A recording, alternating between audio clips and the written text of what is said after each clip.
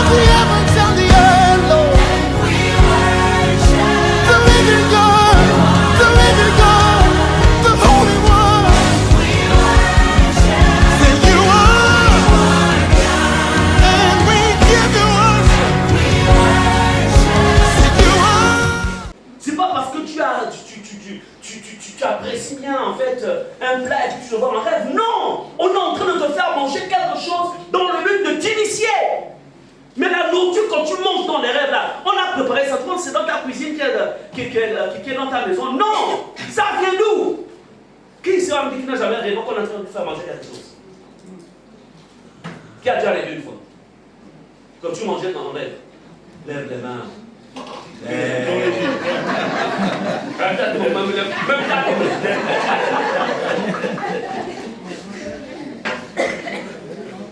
Moi je rêvais ça, je rêvais souvent qu'on me faisait manger jusqu'à ce que je fasse un travail dans ma vie. Est-ce que vous comprenez cela? Mais la nourriture là, ça vient d'où? Ce n'est pas un simple rêve. Amen. Les rêves traduisent des réalités qui sont vécues dans le monde de l'esprit. Amen.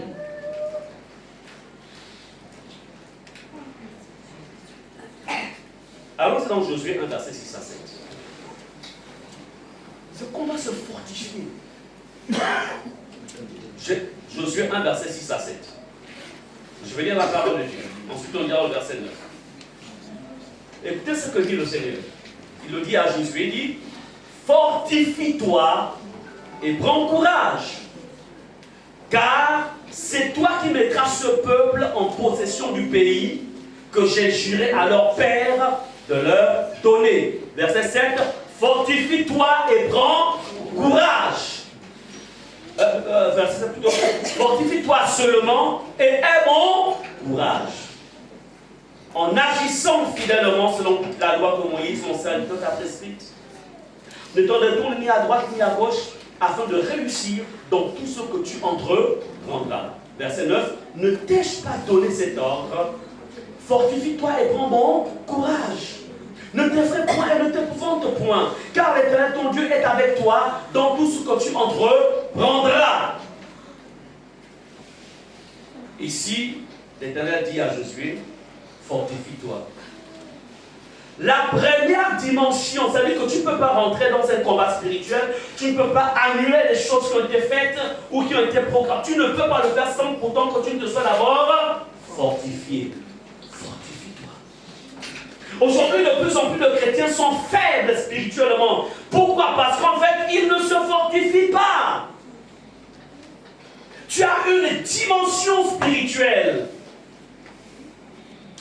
Et tu dois te fortifier. Vous ne verrez jamais en fait une équipe qui va en fait aller en compétition sans pourtant que cette équipe ne prenne le temps de s'entraîner. Parce qu'elle sait, au-delà de la connaissance des techniques de combat ou de je ne sais pas quel type de discipline, mais la vérité, c'est qu'elle doit d'abord, il faut qu'elle prenne le temps de s'entraîner afin de se fortifier. Est-ce qu'on est ensemble? Fortifier. Et c'est la même chose avec la dimension, notre dimension spirituelle. Nous devons nous fortifier. Vous savez, les ténèbres n'ont pas le pouvoir sur l'esprit, un esprit fortifié. Répète au nom de Jésus. Les ténèbres, les démons, la sorcellerie, le satanisme n'a pas de pouvoir sur un esprit fortifié. Est-ce qu'on est ensemble? Tous autant que nous sommes, vous savez que nous sommes des esprits. Vous savez ça? Nous sommes des esprits sur lesquels Dieu a revêtu un corps matériel. Mais nous sommes de la classe des esprits humains. Il y a la classe des esprits angéliques. Mais nous sommes de la classe des esprits humains revêtant ou ayant revêtu des corps matériels. Donc notre première identité est d'abord une identité spirituelle. Amen. Est-ce qu'on est ensemble? Amen. Maintenant, tu dois savoir travailler ta dimension spirituelle. Tu dois savoir te fortifier. Si tu ne fortifies pas ta dimension spirituelle, tu seras en fait livré ou tu seras affaibli face aux différents défis. C'est là où vous voyez en fait plusieurs personnes qui malheureusement en fait n'arrivent pas à atteindre les objectifs que Dieu s'est fixés pour sa vie. Pourquoi? Parce que l'esprit est faible.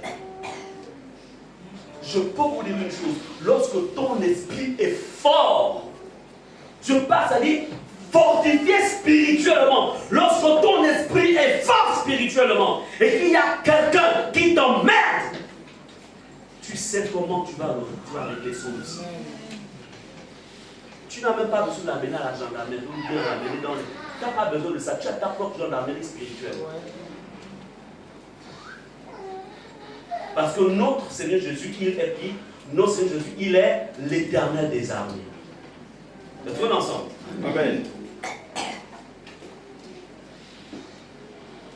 Quand la Bible dit, il est de la justice de Dieu de rendre l'affliction à ceux qui nous affligent. Ce n'est pas qui nous la parole.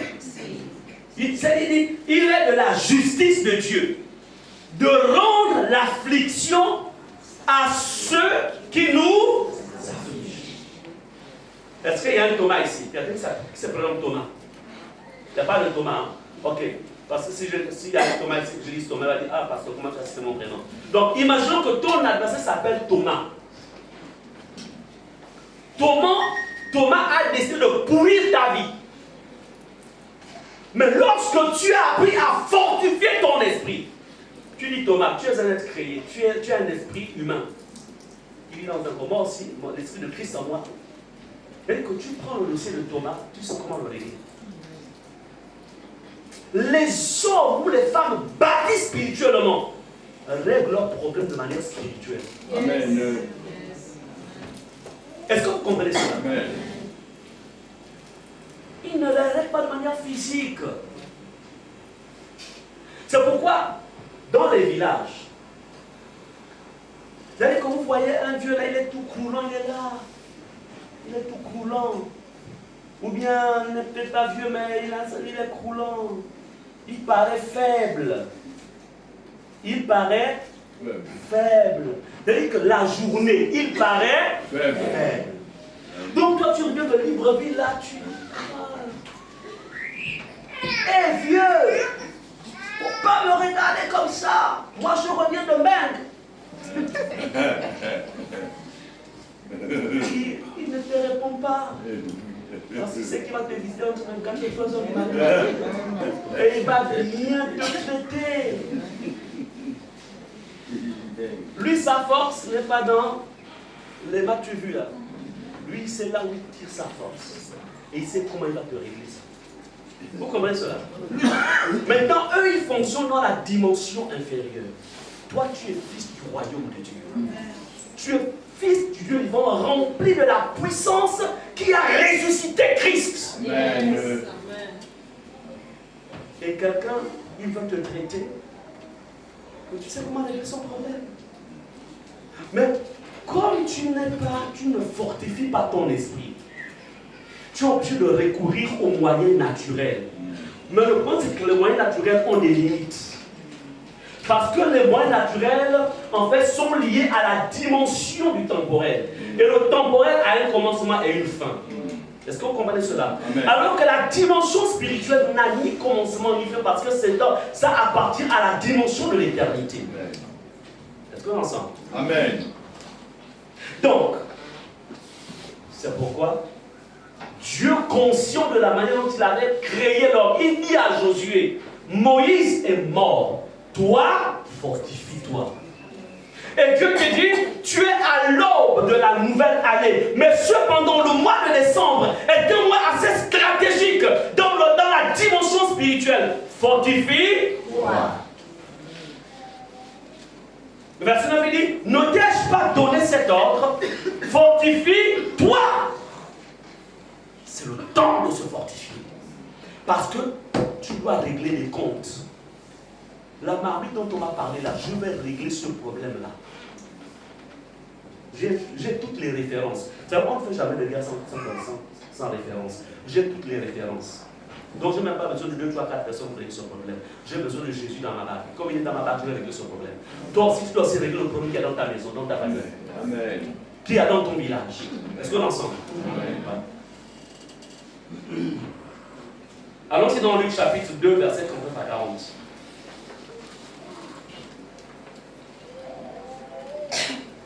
Lorsqu'ils eurent accompli tout ce qu'ordonnait la loi de Moïse, la loi du Seigneur, autant pour moi, je vais lire ça dans la Bible écrite.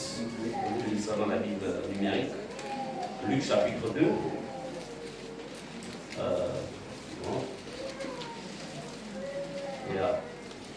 Verset 39, on dit ceci. Lorsqu'ils eurent accompli tout ce qu'ordonnait la loi du Seigneur, Joseph et Marie retournèrent en Galilée, à Nazareth d'Orville. Verset 40. Or, l'enfant croissait et se fortifiait. Il était rempli de sagesse et la grâce de Dieu était sur lui. Amen. Vous voyez ce qui est écrit? On dit ici, concernant l'enfant Jésus, on dit qu'il croissait et se fortifiait. Jésus est fils de Dieu. Jésus est Dieu. Mais regardez, lui-même Jésus, il était rentré dans un régime où il croissait et se fortifiait. Jésus lui-même. Amen. Amen. Lorsqu'on va au verset 52, regardez ce qui est écrit. Et Jésus croissait en sagesse, en stature spirituelle, en stature et en grâce devant Dieu et devant les hommes. Croissance. Donc, avant que Jésus n'accomplisse le grand mandat, Jésus devait croître. Il travaille d'abord à sa croissance. Église, chrétienne, tu ne peux pas être un bulldozer spirituel si tu ne travailles pas d'abord à ta croissance. Amen. Amen. Vous savez, je me souviens quand j'étais jeune, j'étais allé m'inscrire dans un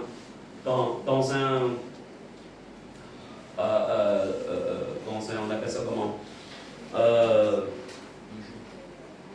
Le jour. Oui, pour la boxe là. Oui. Ouais, toujours. Et puis en fait, quand vous vous inscrivez dans ces choses-là, c'est en fonction des poids. Il y a poids plume, poids lourd, poids léger, choses comme ça. Moi, j'étais poids plume à l'époque.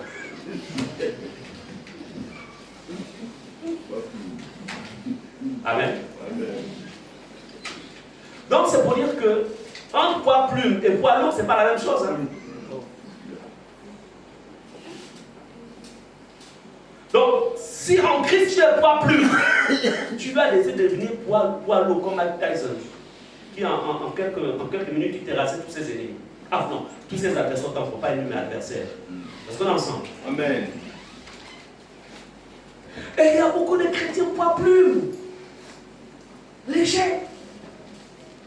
Mais dis au nom de Jésus. Au nom de Jésus. Ça doit changer. Ça doit changer.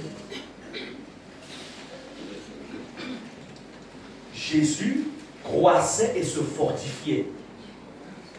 Croissait et se fortifiait. Ton homme intérieur est fait pour se fortifier. Amen. Parce que tous les défis ne se ressemblent pas. Je vais vous montrer tout à l'heure comment fonctionne la marine mystique. Si tu es poids plume, tu ne peux pas régler ce problème-là. Tu dois être poids lourd. Amen. La preuve, c'est que si c'est-à-dire que tu es enfant de Dieu, on vient te donner à manger dans les lèvres. Est-ce que tu as quoi d'autre? Tu pries en langue. Tu chantes des cantiques. Tu lis la Bible. Mais dans la nuit, à 2h du matin, on te donne à manger. Et tu manges. Tu n'as pas plus. Non. Non, tu n'es pas. Tu n'es pas poids lourd autant pour moi. Mais ce qui est bien, c'est que tu peux partir de poids plume à poids lourd. Parce que Jésus a tout. Si Dieu peut vous ouvrir les yeux et voir ça dit que là, pendant souvent décembre, les entités qui ont été relâchées du monde des ténèbres et qui sont en train de circuler, et là, à partir du 20 combien? À partir du 23 jusqu'au premier, ils vont envahir les espaces. Certains vont prendre des formes corporelles. J'ai seulement pitié. Vraiment pitié pour ceux qui sont dans le monde. Si on peut en sauver encore plusieurs. Beaucoup vont se livrer à la sexualité illicite. Et c'est là l'un des pièges. C'est pourquoi il faut évangéliser. Il faut évangéliser. Il faut dire, il faut parler de Jésus dans vos maisons. Il faut les inviter à venir écouter la parole. Bien-aimés,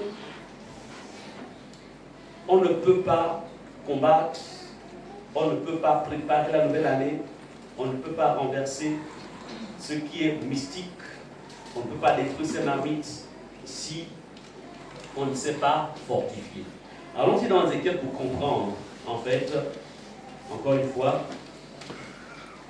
on va voir dans la Bible que le terme marmite ou chaudière existe. Alors, dans Ézéchiel 11, verset 3, pendant ce temps, votre ancienne vient d'arriver, va se préparer à nous lire Ézéchiel 24, 3 à 6. Moi, je vais lire Ézéchiel 11, verset 3.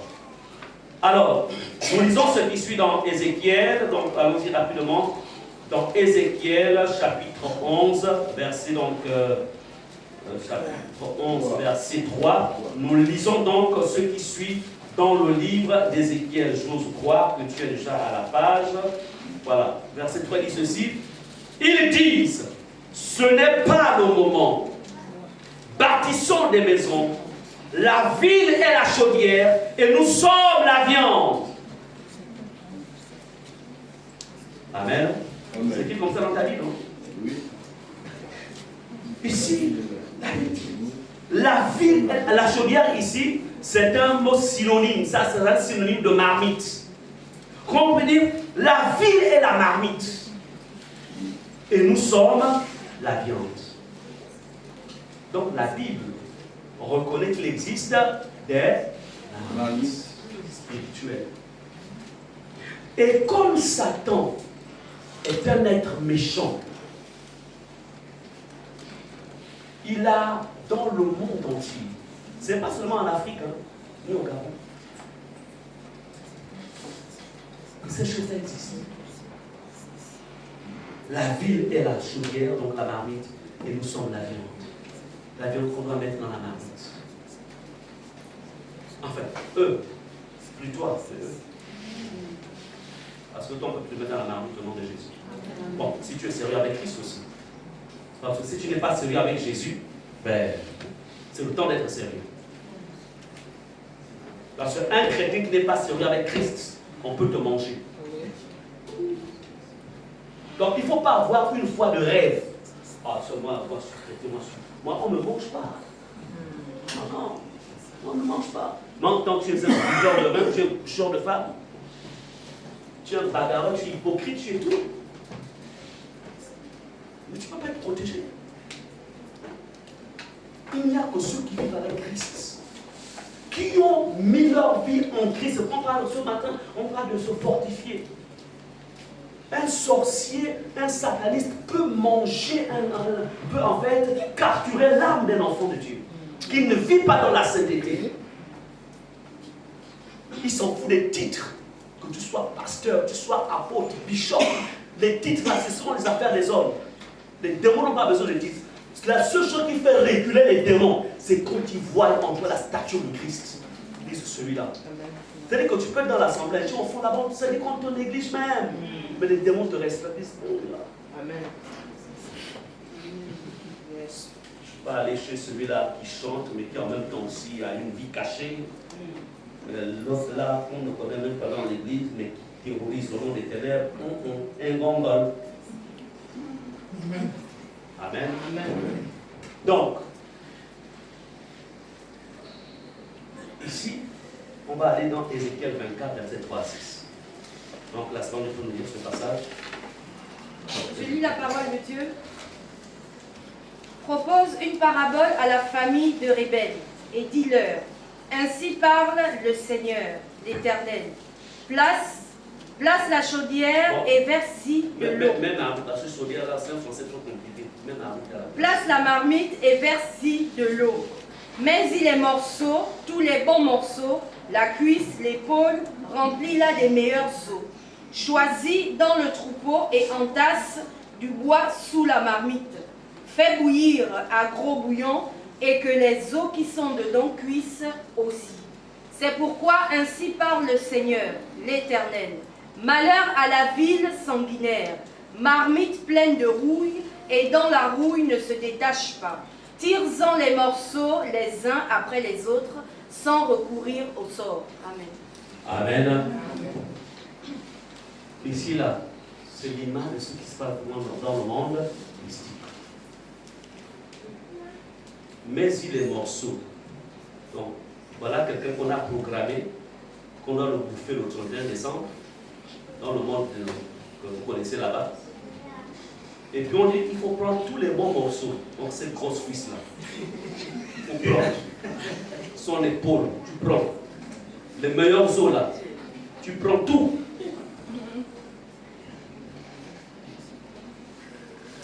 Amen. On dit, fais bouillir à gros bouillon. Donc tu ne comprends pas pourquoi.